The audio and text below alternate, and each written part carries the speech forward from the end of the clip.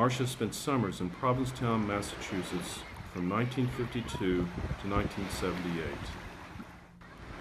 I did sculptures on the beach. Feather here, and bone there. You went to the beach and you put things here and there.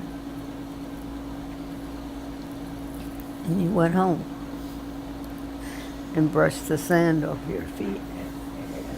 Let's start at the top and then go down. And this guy said to us before we left, he said, "Oh, you're going to go up that way." He said, "Make sure you go to Provincetown." So we did. We ended up in Provincetown. For me, it was like an epiphany. All of a sudden, I saw the art world. I saw art. I saw artists. I saw a way of life. And boom, it was like it all came together. This is it. This is what I want. The first summer I was there, I thought Earl Pilgrim's shop was wonderful. And that later became the Sun Gallery. Earl Pilgrim made jewelry, and his wife, Lily, made these very strange, very dark stuffed dolls, which were hanging on the wall. The place had a slightly dangerous look, but it was very original and unique, and I loved the place. I never buy jewelry, except once in my life. I bought a ring there. It was a ring. It had a black stone here, and it went around twice, and the second time, the thing was a snake. He made those incredible earrings.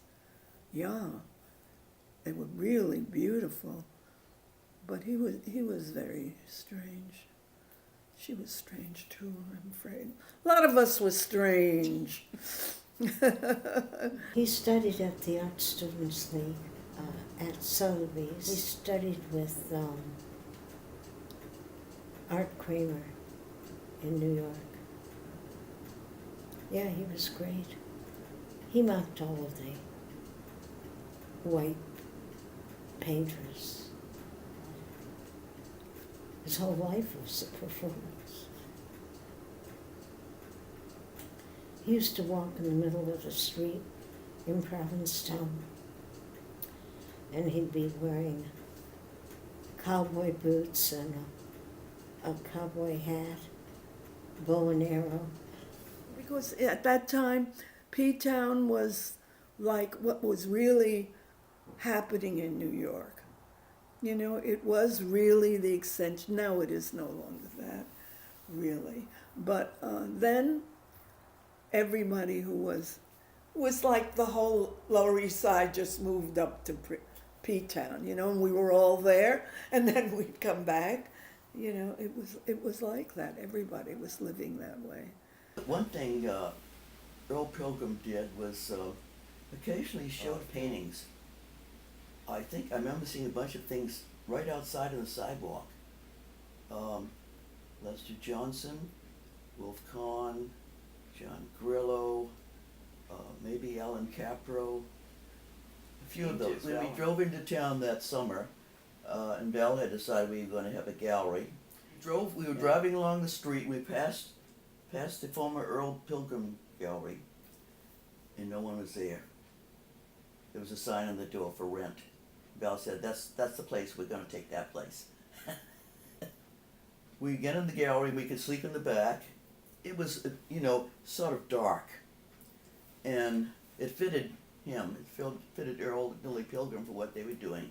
But I had to have a brighter place. So against my husband's desires, I painted the gallery part white. Cleaned the floor, got it all ready. Hung up orange curtains. We had the bright orange curtains on only when we were closed, hanging a show. So the night of a show, we had a show opening every week, every Monday night. And, you know, the orange glow was all over the street, and people would be lined up. Everyone was there to see what latest weird thing we had done. Police came once. A stranger. She said she had met a lot of these dealers in Provincetown because that's where she summered. She went to parties. She had many conversations with them. These were colleagues, and they wouldn't look at her work, and they were just at the Whitney.